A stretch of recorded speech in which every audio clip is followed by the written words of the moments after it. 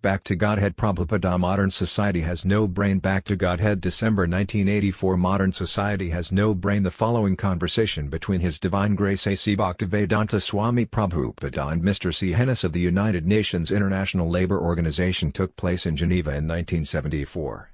Mr. Hennis, the International Labour Organization is interested in promoting social justice and protecting the worker. Srila Prabhupada, by natural arrangement, the social body has four divisions: the brain division, for guidance; the arm division, for protection; the belly division, for sustenance; and the leg division, for assistance. Every one of them is meant for maintaining the social body, and the whole body is meant for maintaining every one of them. But if you think about it objectively, the brain is the first division, the arms are the second, the belly the third, and the legs the fourth. To keep your body healthy, you care for all these different divisions.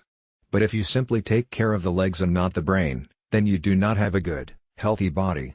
The United Nations is taking care of society's fourth division, the workers. What care are they taking of the first division? That is my question. At the present moment in society, there is very, very little care for the first-class men, the thoughtful men. Mr. Hennis, the International Labour Organization has as one of its major aims to promote social justice. And that means that every class of worker has its proper place in society, should have a full measure of human dignity, and should have a proper share in the rewards for labor. We are trying to ensure a measure of uniformity in social justice, in treatment of labor and protection of labor, and in security, occupational safety, and health, and in all these things that are of importance to the worker, as well as in payments to professional workers such as architects, nurses, doctors, veterinarians, and so on. Srila Prabhupada, according to the Vedic conception of society, the higher three classes, the intelligent, the protective, and the productive classes, are never to be bound to an employer by a salary. They remain free. Only the fourth class, the laboring class, is employed. My point is that the United Nations should now think how the whole human society can live peacefully, with a real purpose in life, not whimsically, without any purpose in life. Wherever I go, when I ask any gentleman, what is the purpose of life? He cannot explain. That means there is no truly intelligent class. Nobody knows life's real, spiritual purpose, realizing the self and realizing God. Mr. Hennis, well, I think that the International Labour Organization is devoted to the reduction of inequalities between the different classes of men with a view to getting them all a better share of the good things of life, and by that, they may begin to reach a greater degree of human happiness, as they understand it, as the people themselves understand it. It may be that they don't understand it well. Srila Prabhupada, yes. For example, in America the laborer class is very highly paid. But because there is no spiritual guidance, no intelligent class, the laborer class is wondering, now I have some money, so how shall I use it? And often they misspend their money on drinking. You may think that you are guaranteeing the laborer class a good living, but because there is no intelligent class to guide them, no brain in the social body, they will misspend their money and create disturbances. Mr. Hennis, well, we try to look after that in an indirect way. As I said, we don't tell people how to spend their money. We don't tell them what to do in their free time.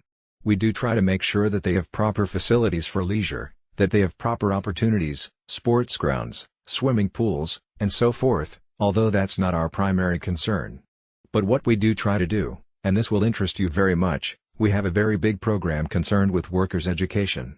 We endeavor to provide programs of education to the worker and teaching him how to understand the problems of modern industry, to understand the problems of management, the people on the other side of the bargaining table, to understand how to read a balance sheet, for example, in a company, or understand what are the problems that face the management as distinct from the workers in a firm, to understand the basic rudiments of economics and finance and that kind of thing.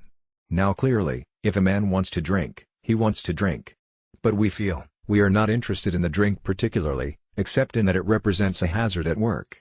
Then it may be dangerous to the man in his occupation. There, of course, we are interested in it.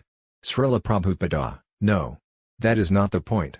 The point is that everyone in society should be guided by the intelligent class, the brain.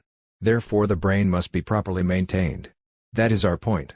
Mr. Hennis, well, I would say, to the extent that all this has a bearing on improving a man's position in his job, improving his skills at work, and improving his ability to represent his fellow man in trade unions and that kind of thing, we are concerned with it.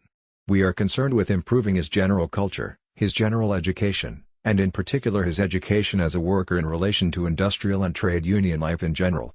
We hope by this means a man will improve his status, and by improving his status, he will have other things to think about than just getting drunk. Srila Prabhupada, we want the laborers to work intelligently, for life's real purpose. And life's real purpose is to please God and realize God. Not that the laborers should simply become hard-working like asses, without any intelligence, without any purpose in life. Of all the animals, the ass is the most hard-working, but he is still an animal, because he does not know why he is working. You see? No intelligence. We don't want that.